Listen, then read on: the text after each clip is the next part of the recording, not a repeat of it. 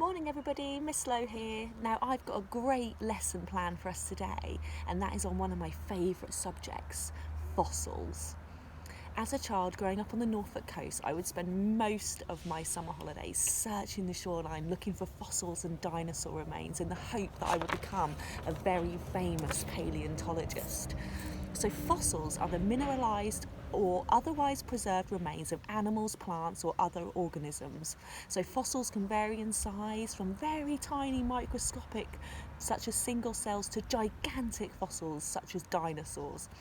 So we are going to be looking at the fossilised remains of dinosaurs today. So we are going to need a dinosaur. So here we have our dinosaur. Our dinosaur is going about his daily business, eating his plants, talking to his friends, just generally having a great time. And sadly, our dinosaur dies.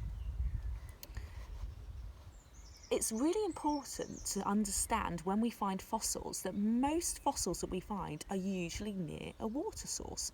So for this interpretation, our dinosaur is going to die near a water source. Okay, so after our dinosaur dies, his soft tissue may be eaten away by other dinosaurs or rots away, leaving the bones of our dinosaur. Now, as our water level rises on our coastline, our dinosaur gets covered in sand or silt from the water rising, and then as the water then disperses, our dinosaur is left covered in our silt. Now, over billions and billions of years, our dinosaur gets covered with more and more layers of sand and silt. So this happens over a very gradual process. So our dinosaur may get covered in sand and then more silt. So covering our dinosaur over by each layer as the years go on.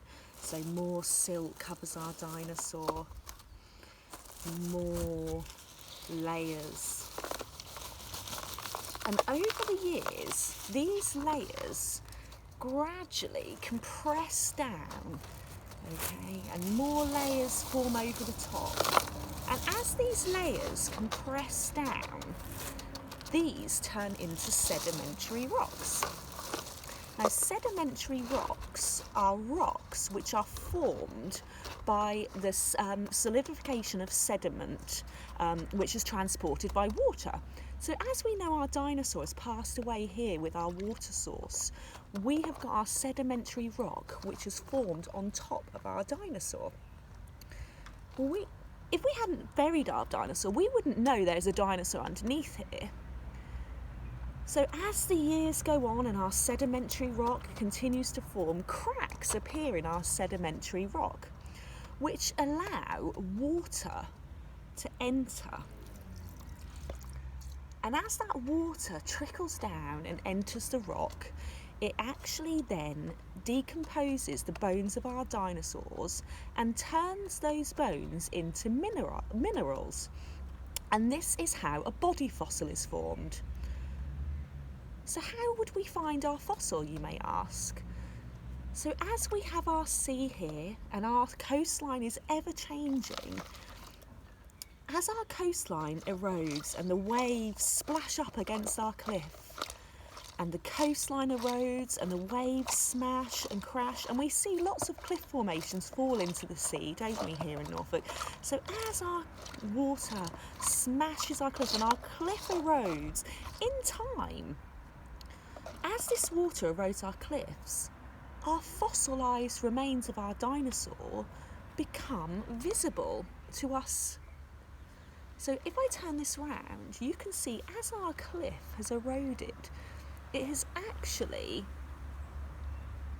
given us some of our fossilised dinosaur. I'll just move the camera around a little bit more so you can see that. So can you see there, as our cliff has eroded, we can actually see the fossilised remains of our dinosaur. So we live in a very special area, and we are very lucky to live next to these coastlines, which means that we are able to study things that we have found. So down the road from me is West Runton, where the very famous West Runton elephant was found, and you can see that in the museum. And this is because we live near the water source, and the West Runton elephant would have died along our cliff line. And as the cliffs have eroded throughout the years, so billions and billions of years of cliff erosion, we have been able to study that elephant. So fossils provide us with information about things that have lived many years ago, and paleontologists study these life forms and tell us things about these animals, so such as things like what they may have eaten or how they may have died. And a very famous paleontologist was a lady called Mary Anning, and she was the first person to discover Jurassic fossils along the English Channel. So we have her to thank for many of the things that were found in this country, and also teaching us about fossils, because without her we may not have known as much as we know today. So body fossils are not the only form of fossil that we can find. We can also find trace fossils. So trace fossils are fossils which show us that there may have been life. So that could be things like footprints, feathers, shells, and even feces. So we are going to have a look at making our own trace fossils today. So I'll move this away. So for this next activity, I've got a bowl, and in my bowl I have a cup, I have some flour, I have some greaseproof paper, some table salt. So what we are going to do is we are going to make a very simple salt dough. So for this, what I need 2 cups of flour. You don't have to use cups, you can do anything, so as long as you've got 2 parts flour. It doesn't need to be exact. Okay, so there are my 2 cups of flour. And then I need 1 cup of salt, so 1 part of salt. So again, you don't need to use a cup, you can use any measuring device you want. So I've got 1 part salt going into my bowl. Okay, so mix those dry ingredients together with your hands. There's nothing wrong with getting your hands dirty. Okay, so once you've mixed those together, I'm going to add half a cup of water. Okay, so add a little bit in to start with, because we want to get our consistency into a really nice dry dough. Okay, so if you don't feel you've got enough water in there, you can add a little bit more water. If you get too much water in, don't worry, you can add a little bit more salt and flour to your mixture to just get that a little bit better. So I need a little bit more water in mine, I feel, because I'm not being able to get that mixed up. So really give that a good mix. Okay, and what you want is you want it to get to the point where it's really difficult to mix it together. So you can see my dough forming already. Okay, if it sticks to your fingers, just rub that off, get that all off. Okay, so I'm kneading mine all together. Okay, and what you will end up with, okay, is you will end up with a nice ball of dough. So keep mixing all of those dry ingredients together, okay, until you get a really nice dough ball. Okay, so I'm just going to wipe my hands down, and then I will show you our next bit. So after I've mixed all of that together, okay, I get my dough ball. So as you can see, I've really kneaded mine together, and it's really nice and firm. Okay, so I'm going to be able to make my cast fossils. So I've got a little bit of greaseproof paper here, okay, just to stop it sticking to my wood. So what I'm going to do is I'm going to get my first bit of my salt dough, and I'm going to just make that into a stone shape. Okay, so I've made that into a really nice stone shape. And what I'm going to do in mine is I'm going to put some footprints in mine, some dinosaur footprints. So I will get my dinosaur, okay, and I'm just going to pop his feet into the dough, like that, okay. I'll just show you. Okay, so I've got my footprints in my dough here, and then all I'm going to do is I'm just going to let that dry at room temperature, Okay, you don't need to do anything with it. You don't need to put it in the oven or anything like that. Just let it sit. I let mine sit overnight.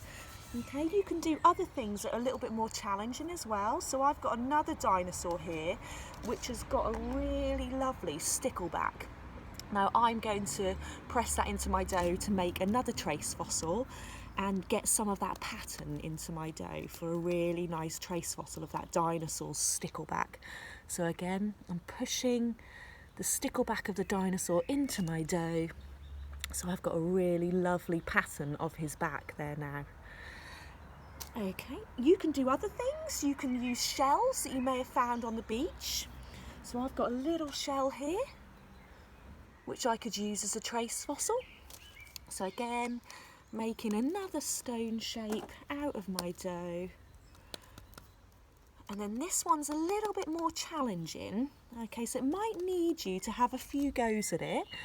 So pushing my shell into my dough and just trying to roll it just to really get that pattern of that shell into that dough.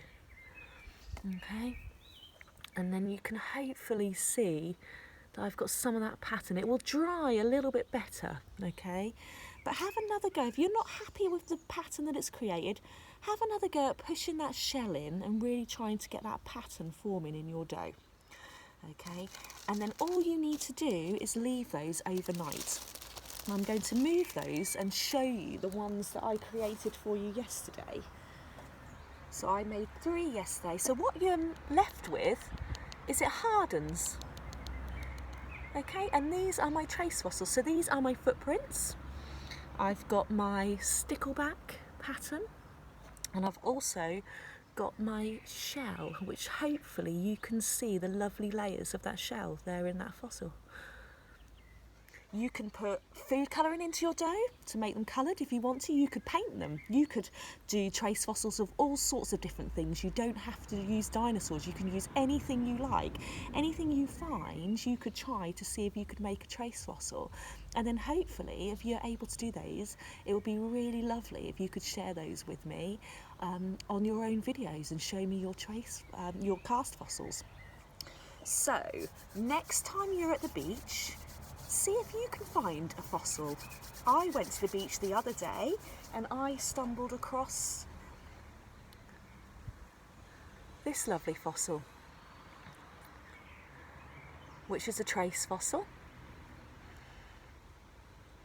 They're not easy to find, but you can find them.